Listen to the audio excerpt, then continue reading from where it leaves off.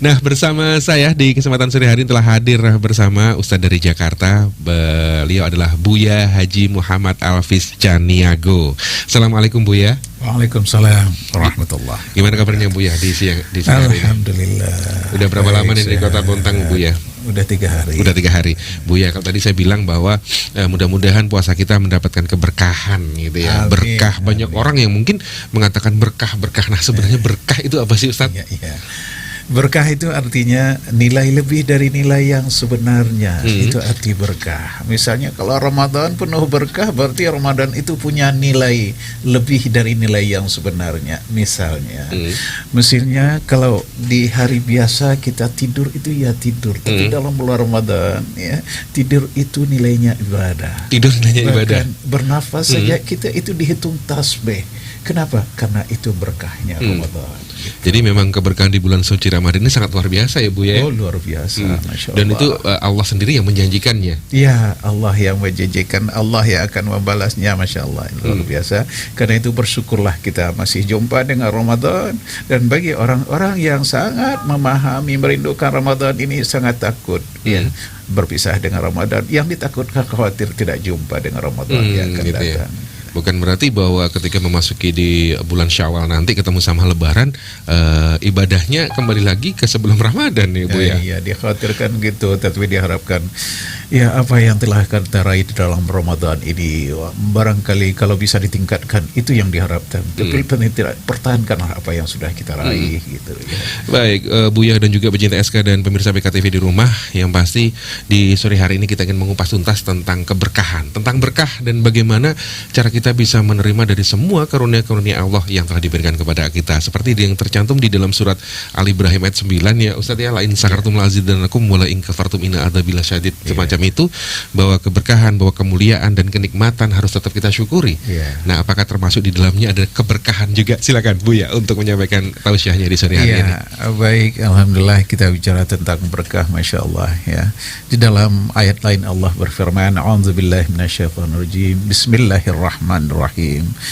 Walau anna ahlal qura amanu wa taqaw lafatahna alaihim barakatan minas sama'i wal ardh.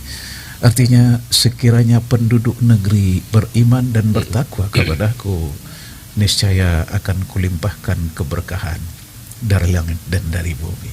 Nah, saudara pemirsa yang berbahagia, berkah itu ya dilimpahkan kepada orang-orang yang beriman dan bertakwa. Ya, dan orang yang paling beriman dan bertakwa itu adalah Rasulullah Sallallahu Alaihi Wasallam. Ya, orang-orang mulia, para ustadz, para kiai. Ya, karena itu ya dimanapun Rasulullah berada dan kemanapun beliau pergi, beliau selalu melimpahkan keberkahan kepada orang-orang yang di sekitarnya atau kepada tempat yang dikunjunginya.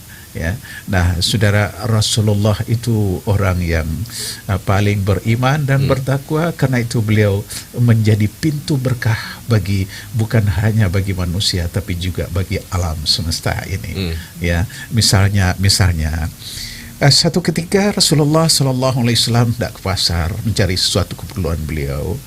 Menjelang mau masuk itu tiba-tiba beliau melihat seorang wanita yang tengah menangis. Ya, Rasulullah mendekatinya dan bertanya, "Kenapa kamu menangis?" Wanita itu menjawab, "Tadi aku diperintahkan oleh majikanku, oleh tuanku untuk membeli sesuatu. Tapi sesuatu itu uangnya hilang olehku 2 dirham." Nah, Rasulullah langsung mengganti uang 2 dirham itu, kemudian beliau masuk ke pasar. Setelah didapat yang beliau perlukan, beliau hendak keluar. Pada saat akan meninggalkan pasar, ternyata wanita itu masih berada di situ. Nah, Rasul bertanya, "Kenapa kamu masih di sini? Bukankah uang antara 2 dirham itu sudah aku ganti?" kata Rasulullah.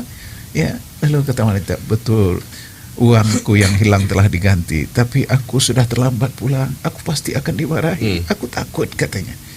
Kemudian Rasulullah mengajak wanita itu mengantarkannya pulang. Begitu sampai di rumahnya, ketemu dengan majikannya dan Rasul menjelaskan tentang persoalannya. Ternyata majikan itu sangat-sangat senang karena Rasulullah yang datang ke rumahnya. Nah, setelah itu Rasulullah pergi meninggalkan beliau. Beberapa hari kemudian kedua orang itu mencari Rasulullah.